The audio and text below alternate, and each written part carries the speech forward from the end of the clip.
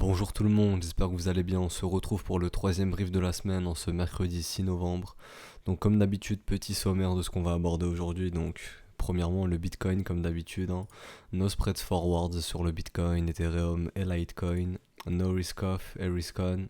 Notre courbe des taux pour les nouveaux. Donc on n'est pas obligé de la regarder tous les jours, mais j'aime bien l'aborder parce qu'il y a des nouveaux et j'aime bien que les gens puissent prendre conscience de l'importance de cette courbe des taux. Donc, je le répète une fois, le lexique est disponible dans le Discord, il y a le lien en description, donc vous retrouvez le lexique dans le channel lexique. Donc, parlons Bitcoin. Donc, toujours dans notre battle zone, dans notre first stop ping-pong, donc on oscille entre ce premier arrêt ici, ce premier arrêt ici. On attend la structure qui va se mettre en place pour décider de la sortie. Donc, si on voit un M, ça sera bearish, hein. Quand le marché te fait un smile comme ceci, et ben c'est que c'est bearish. Donc, c'est un M tout simplement. Et s'il nous fait un W, c'est bullish. Donc c'est ce qu'on va attendre, c'est ce qu'on va surveiller plutôt au cours des prochains jours, prochaines semaines. On a toujours notre règle des 80% qui est effective en tant que le marché arrive à tenir le cours dans la value. Donc là vous avez la value basse, la value et ici la value haute. Donc tant que le cours est maintenu dans la value, tant que les bulls arrivent à maintenir ce cours dans la value, on a toujours cette règle des 80% qui est possible avec une target à 12 200 $. Si on perd la value, bon, on perdra notre battle zone, hein, donc les bears gagneront et auquel cas il y aura de très grosses probabilités pour pour qu'on puisse venir chercher cette reload zone ici, dans cette grosse zone de volume sur le volume profile.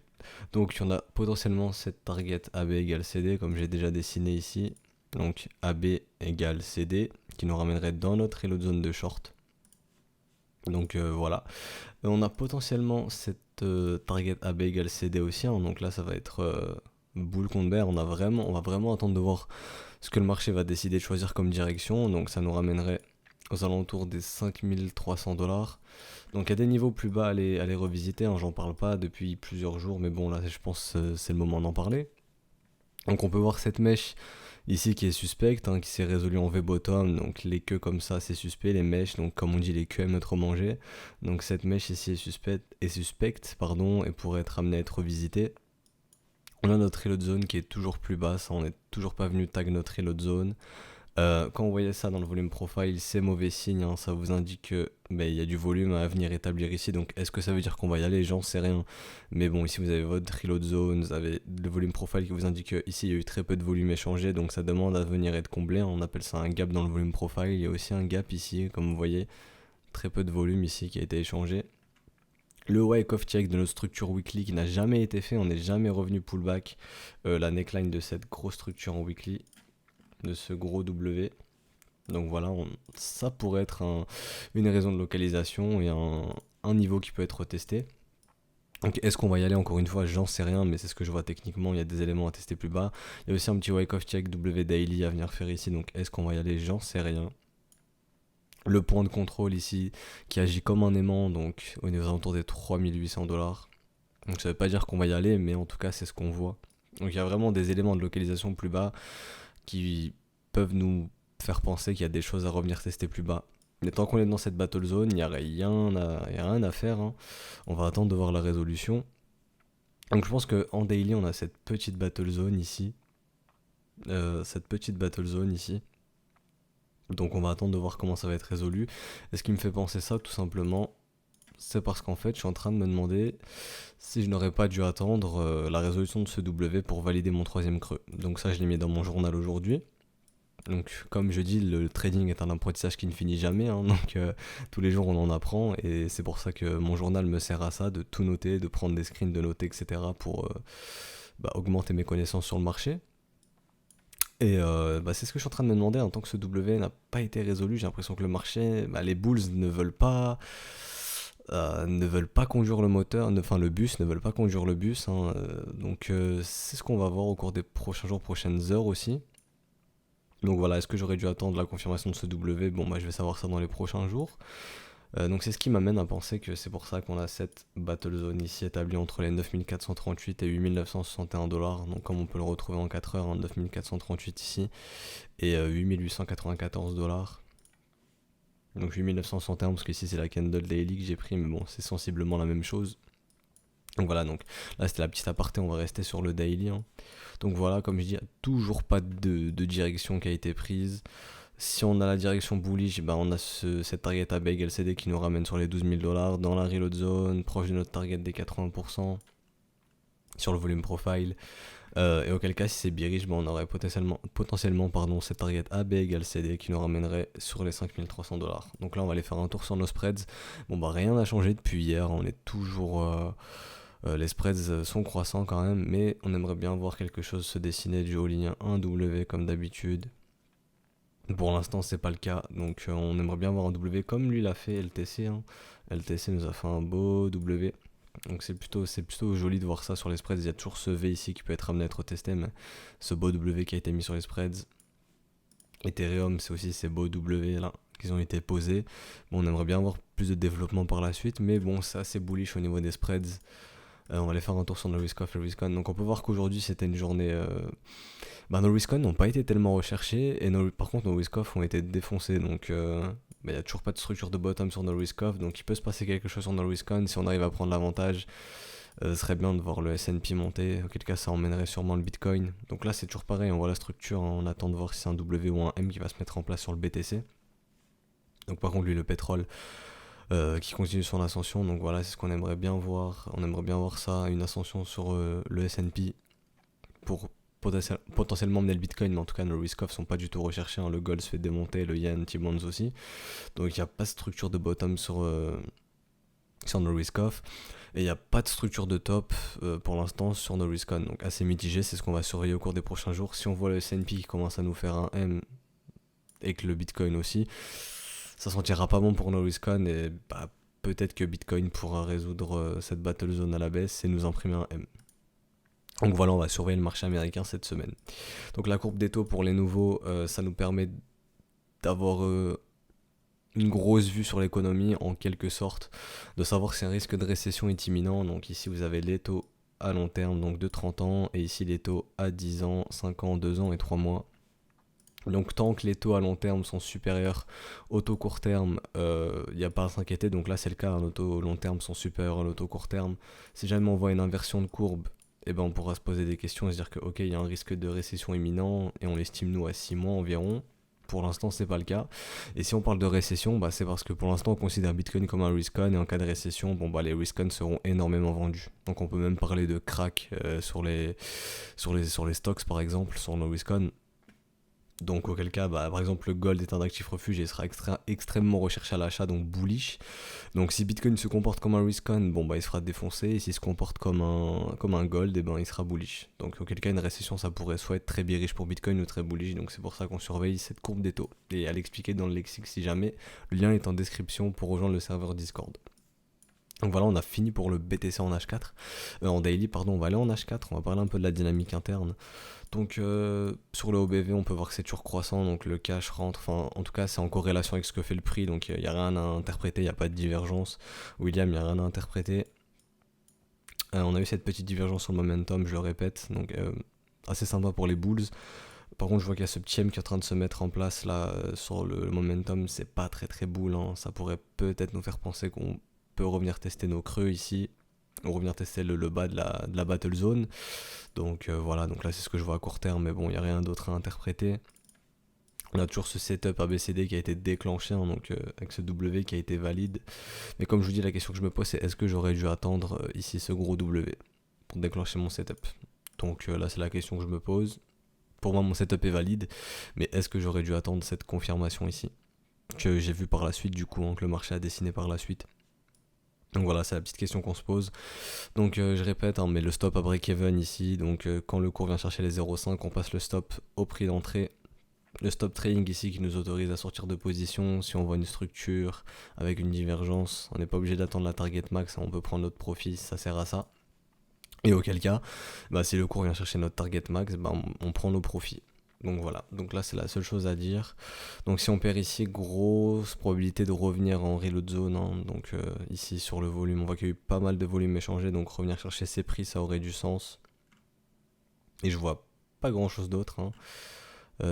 À part ce gap ici dans le volume profile, mais bon c'est normal, on a eu un V-bottom, les V-bottom sont amenés à être testés, donc on a un gap ici dans le volume profile, on a un creux. Donc ça aurait du sens aussi de revenir tester ce V-bottom. Et voilà, donc aujourd'hui on va parler de XLM aussi, parce que j'ai vu que ça en parle pas mal, il y a eu un burn des tokens, donc 50% des tokens ont été burn, enfin ont été brûlés, ont été supprimés du marché, enfin de la circulation, donc c'était pas des tokens en circulation il me semble de ce que j'ai lu, donc à court terme est-ce que c'est bullish? Bah j'aurais tendance à dire non, on s'en fiche un petit peu, ce n'était pas des tokens qui étaient en circulation, mais à long terme c'est bullish. C'est bullish parce que un actif qui devient plus rare, si la demande augmente, en théorie, plus c'est rare, plus c'est amené à coûter cher, tout simplement. Donc à long terme, je dirais que c'est bullish. Enfin, à long terme, oui, c'est bullish, mais à court terme, est-ce que c'est bullish? Bah, pas tellement. C'est pas bearish non plus, hein, mais il n'y a pas de quoi en faire, en faire une grosse news bullish. Et derrière ça c'est pour attirer le public mais on s'en fiche un petit peu.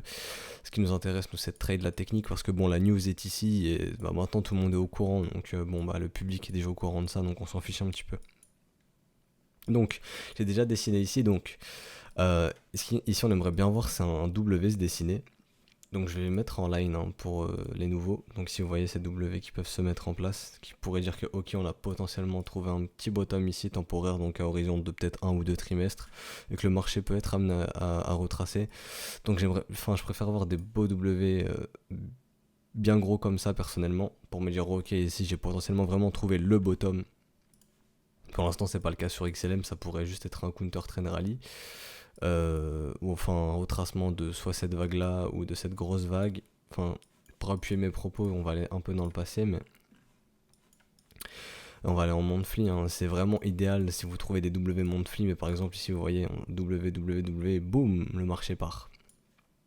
Donc voilà, ici c'est vraiment, on pose un bottom, il n'y a pas de vendeurs dans ce marché, il n'y a que des acheteurs, et puis les acheteurs font la cassure, et ensuite le bull market commence. Donc voilà ce qu'on aimerait bien voir à vraiment long terme, un W weekly beaucoup plus gros ou monthly encore mieux. Donc pour un smiling setup on va aller voir si on a nos confirmations momentum. Donc on va aller faire un petit tour sur OBV, donc ça j'ai déjà tracé tout avant pour que ce soit un peu plus fluide. Mais ici c'est très intéressant de voir l'OBV être en complète divergence avec le prix. Donc vous voyez l'OBV monte, lui le prix descendait, donc ça nous dit que ok là il se passe quelque chose, donc il y a du cash qui rentre dans ce marché. Donc c'est très intéressant de notifier ça. Mais malheureusement, on n'a pas notre confirmation momentum qui est une divergence. Donc elle pourrait être amenée à exister si on break ici ce high, mais pour l'instant c'est pas le cas. Et on a même eu une divergence baissière ici, donc attendez, si je dis pas de bêtises, il y a besoin d'avoir plus de détails. Ah non, on a été chercher un high, donc ok, non, il n'y a même pas de divergence. Ah donc du coup ça change tout, attendez. Ça change tout. Faut vraiment que je puisse avoir... Ouais, non, il n'y a pas de divergence. On va bien faire un plus haut. Il est vraiment léger, mais on va le faire quand même. Donc, ouais, il n'y a pas de divergence ici. Donc, on va aller voir dans le passé si notre divergence a été avalée du coup. Donc, ici, hop. Ok, d'accord. Attendez. Donc, ok, il y avait cette divergence ici. Donc, cette divergence, du coup, qu'on va noter. Qui a été validée du coup, et pour moi non, elle n'a... Ah si, elle a été avalée, pour moi elle est avalée à cause de ce M qui a été dessiné. Donc soit on peut attendre que ce low ici soit break pour dire ok cette divergence n'est plus d'actualité, mais bon quand je vois un M... Ah non je dis n'importe quoi, non, dans ma tête c'est vraiment une divergence, mais non vu qu'on va faire un high, donc non, cette divergence n'a pas été avalée. Donc non, cette divergence n'a pas été avalée, désolé, c'est la fatigue. Donc non, cette divergence n'a pas été avalée vu que ici c'est pas un M, c'est pas un M, vu qu'on fait un plus haut tout léger, mais on le fait quand même, parce que dans ma tête c'était vraiment une divergence de base. Tout à l'heure quand j'ai regardé ça, je voyais vraiment le momentum faire un plus bas, mais non, il fait pas un plus bas. Donc cette divergence pour moi elle n'a toujours pas été avalée ici, donc ok, notre divergence est effective. Donc on a notre élément de localisation, on est bien sous la reload zone, on est sur une zone de support, etc. à long terme, donc ok pour moi la localisation est ok. Donc si jamais ce W se confirme, ok, il y a un smiling setup qui peut se mettre en place, parce que pour moi elle est toujours sous l'effet de la divergence. Pour moi elle n'est pas avalée. Donc le smiling setup, c'est comme d'habitude, on rentre sur la neckline et soit au minimum 2 de risk reward, ou soit on peut viser les 50% ou 3 de risque reward, etc. Donc ça dépend de vous. Personnellement, c'est toujours minimum de risque reward. Donc voilà. Donc ici on avait cette trendline, donc c'est dans le lexique aussi, mais on avait cette trendline. Donc vous voyez qu'il y a sur de la trendline, mais quand on n'a pas de structure derrière, et ben le cours est souvent amené à relonger la trendline. Donc c'est ce qui s'est passé. Donc là on pourrait avoir enfin notre W, notre structure de l'autre côté de cette trendline, donc auquel cas ça serait bullish. Hein. Donc on a cette règle des 50% de gain qui nous indique que le marché peut être amené à retracer de moitié. En moitié moins de temps, donc ce qui nous emmènerait aux alentours du 16 mars 2020, donc le cours pour se retrouver aux environs des 25 centimes le 16 mars 2020, ou si on retrace tout ce mouvement là, on a une règle de gain qui nous target les 51 centimes pour 25 mai 2020 approximativement, donc tout ça c'est approximatif, c'est la règle de gain. Donc ça serait réaliste en fait de voir 6W confirmé, de voir les 0,5 retracés en fait de tout ce mouvement là, donc ce serait réaliste. Et c'est targeté pour le 16 mars 2020. Donc, est-ce qu'on peut faire une Little Old Lady, une stratégie Little Old Lady sur XLM, 6W confirmé? Bah oui, moi je vous dis oui. Donc vous vendez la moitié au double, etc. Donc je vous invite à aller regarder la vidéo, c'est la première vidéo de la chaîne si vous ne l'avez pas vue. Mais en tout cas, je pensais que cette divergence avait été avalée, mais non, du coup, vu que c'est pas ici on fait pas un plus bas sur le momentum, donc on fait un plus haut, donc non, ce n'est pas un M, donc pour moi cette divergence n'a pas été avalée, donc on est toujours sous l'effet de cette divergence haussière. Donc la divergence est présente, donc après à vous de voir si vous auriez préféré avoir une divergence plus récente, mais pour moi la divergence est toujours là, on est toujours sous l'effet de cette divergence. Donc maintenant on attend la structure, hein, et la structure elle serait validée, si on casserait ici on aurait ce beau W, je vais me remettre en line pour que vous puissiez voir, mais voilà ce beau W. Donc comme ça je vais le dessiner pour que ce soit un peu plus clair, hein. Mais voilà, c'est W ici qui pourrait se mettre en place. Donc c'est ce qu'on va surveiller au cours des prochains jours, prochaines semaines, hein. Si jamais ce W est amené à confirmer, pour l'instant on n'a pas de business à faire sur XLM. Donc en daily, est-ce qu'il y avait des petites opportunités à chasser? Non, je vois rien en daily à chasser. Il n'y avait pas de divergence sur le momentum, donc non, en daily il n'y avait rien à chasser. On va aller descendre en 1 heure, tiens. Normalement je le fais pas, mais bon, suite à ce mouvement, il peut y avoir peut-être un setup AB égale CD. Potentiellement ici, oui. On va faire ça. Donc est-ce qu'on est entre les 0,33 et 0,66? Oui, donc potentiellement ce setup AB égale CD. Donc ici. Donc on va aller voir la target, setup AB CD. Donc ok, les 0,25 ont été tag. Est-ce qu'on a nos 3 creux? Est-ce qu'on a nos 3 creux? Bah pour moi, premier creux, deuxième creux, troisième creux. Avec donc premier creux, deuxième creux, troisième creux. Donc oui, donc avec ce W ici, le bien institutionnel était bullish, donc on a une autre confirmation momentum. Donc ok, il y a un setup ABCD pour moi qui est déclenché en 1 heure et qui nous ramènerait sur cette target ici aux alentours des quasiment 10 centimes. Donc il y a ce petit trade à noter, mais bon, moi je fais rarement, très rarement de day trading sur les altcoins. Donc personnellement c'est pas un setup que je vais prendre. Parce que voilà, c'est pas dans mon trading plan de faire ça. Moi, c'est vraiment sur les altcoins qui m'intéressent. Au minimum des smiling setup en daily, ou des stratégies Little Old Lady en weekly, ou des smiling setup weekly. Hein. Mais pour l'instant, non, pour moi, il n'y a pas de business à faire ici. Donc il y a un setup qui a été qui a été déclenché. Donc le cours peut être amené encore à continuer à monter. Mais nous, ce qu'on va voir, c'est vraiment ce W weekly se confirmer. Donc, pour résumer, est-ce que la news est bullish à court terme? Vu que les tokens n'étaient pas en circulation, pour moi ça n'a pas d'impact à court terme, mais à long terme, oui. Si le supply diminue, le XLM devient plus rare, donc ce qui est rare devient plus cher. Si la demande augmente à l'avenir. Donc oui, c'est bullish à long terme. Donc voilà. Donc le brief va s'arrêter là, je pense. Il n'y a rien d'autre à dire, hein. On va retourner sur le Bitcoin, faire un petit bilan. un petit résumé en daily comme d'habitude. Donc voilà, on est toujours dans cette battle zone, on va attendre de voir la résolution. La question qu'on se pose en 4 heures et que j'ai mis dans mon journal, c'est est-ce qu'on aurait dû attendre ce W confirmé pour valider notre troisième creux ici. On aura la réponse dans les prochains jours et auquel cas, comme je dis, le trading est un apprentissage qui ne se termine jamais. Donc c'est pour ça qu'on tient un journal et je vous invite à faire de même. Personnellement, c'est ce que je fais et ça m'aide beaucoup dans ma progression qui est infinie, comme je le répète dans le trading pour moi. Donc voilà. Donc si le brief vous a plu, n'hésitez pas à vous abonner, vraiment ça ferait plaisir, à lâcher un petit like, ça récompense pour le travail qui est fourni, à activer la cloche, comme ça vous êtes notifié de tous les briefs qui sortent. Et moi je vous dis tout simplement à demain pour le prochain brief et ciao tout le monde.